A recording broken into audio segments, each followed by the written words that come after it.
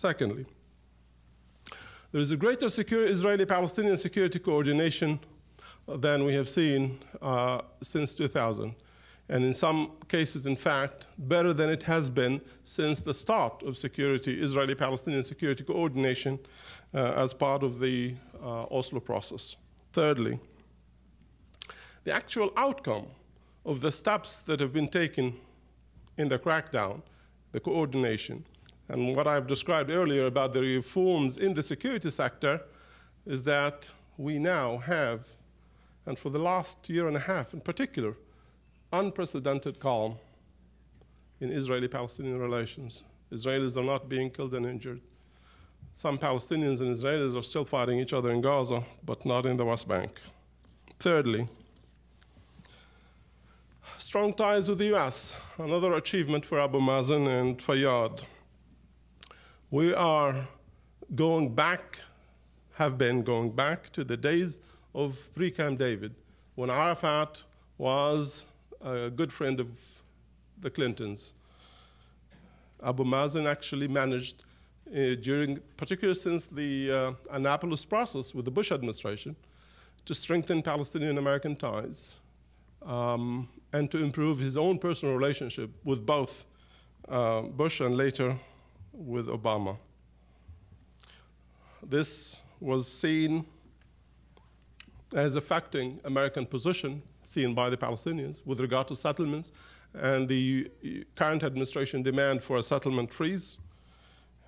And it was also reflected in how Palestinians reciprocated with significant public change in public attitude regarding the US and the demand for US intervention in the process.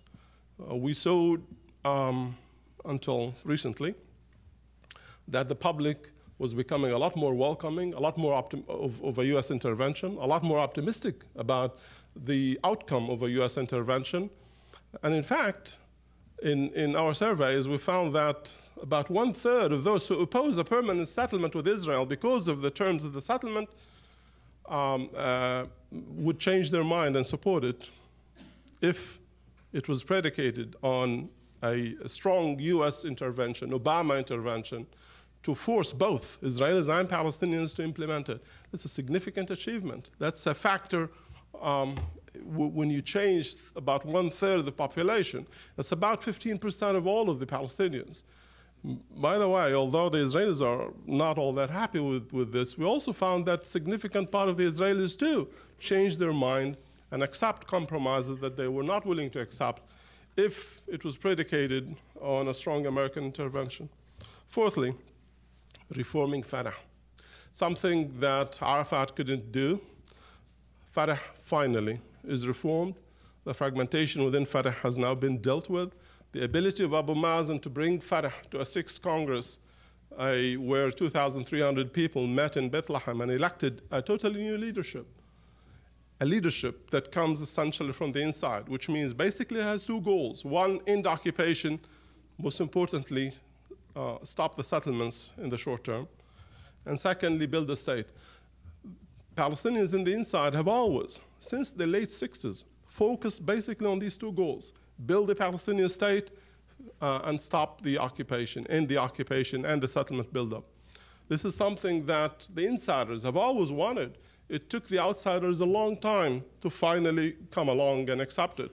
In '88, the PLO on the outside, the old guard, finally endorsed these goals of the insiders. Now, in Bethlehem, last August, the change was completed with a new leadership that was almost entirely from the inside, taking over the leadership of Fatah and essentially of the PLO. This is a major transformation in Palestinian politics, and it will have consequences for how Palestinians manage their own affairs, particularly the politics of the Palestinian national movement. The old guard have been removed. 95% of the old guard are no longer in power. They've been democratically removed from power as a result of this reform. The old guard were accused of lacking competency, being incompetent, and being corrupt. There is no doubt that the new leadership will have a much better time winning elections if and when they go to elections. The institutions that Fatah controls now, that is the Fatah institutions, the Fatah Central Committee and Fatah Revolutionary Council, these are the two institutions that are supposed to make decisions for Fatah. These institutions were totally out of touch with Fatah ranks and file. Now, those people who sit in these institutions are the people who control the street. They are the real leaders of Fatah. Fatah's institutions are therefore greatly strengthened by the reform that Abu Mazen has just introduced. Now, I know I'm running out of time, so I'll get quickly to where Abu Mazen then discovers that everything good that he had done is in fact not helping him get what he really wants. Now, up until last year, in his talks with Olmert, Abu Mazen actually had hope that what he was doing, all these achievements that I've just described, were actually paying off. Yesterday, for the first time, he said this to a Palestinian audience in a meeting with Palestinian businessmen. He said something that I thought he would never say in Arabic to Palestinian audiences. He said, we almost made a deal with Olmert. He said progress was very impressive, that we were very close. He used the word very close to reaching a deal. And then he went on to outline what kind of progress was made on borders. For the first time, he revealed that there was an exchange of maps and that significant progress was made on determining the borders of the Palestinian state, not only in the West Bank, but also in Jerusalem. He talked positively about progress in the refugee question and in security. The only area where he didn't talk about is the holy places. But in everything else, he seemed to have indicated that there was significant progress. That is what kept him going, that feeling that he was making progress. With the election of Netanyahu, things began to change for Abbas. Stability he delivered once Netanyahu was in power meant the status quo is there to stay. If Abbas is able to deliver effective stability, why should the Israelis move forward? This is what Abbas is now calculating, that this stability is giving Netanyahu the option of maintaining the status quo. What Abu Mazen has been doing and Fayyad being doing their best to avoid is, in fact, now they fear a reality. Secondly, the security is delivering. The unprecedented security is delivering to the Israelis is now perceived by the Palestinians as collaboration with the occupation.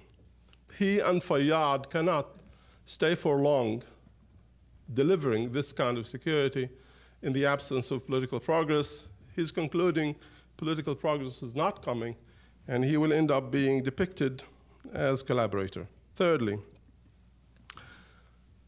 good relations with the US comes at a price.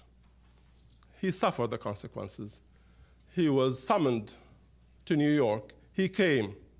He was asked to delay the discussion and the vote on the Goldstone report. He agreed, and he suffered the consequences. He was seen and described and accused of betraying Palestinian interests. His attempt to maintain good relations with the US, with this administration, has put him in a position where all of Fatah, the new Fatah, has been against him. Perhaps what was finally the event that crystallized to him what he needs to do was when Secretary Clinton stood next to Netanyahu and praised him for continued violation of the roadmap. That is how Abu Mazen read what Clinton said, that the US administration was basically giving the blessings to something that was in violation of the roadmap, continued Israeli buildup. For Palestinians, anything less than a comprehensive phrase is business as usual with regard to settlements. And Abu Mazen today is not Abu Mazen of the past. He now is a lot more accountable. Remember, these institutions he reformed in Fatah, they demand accountability. And one thing they want, and they will not change their mind about it, is a total freeze of settlement construction. Abu Mazen today feels the administration has betrayed him on this.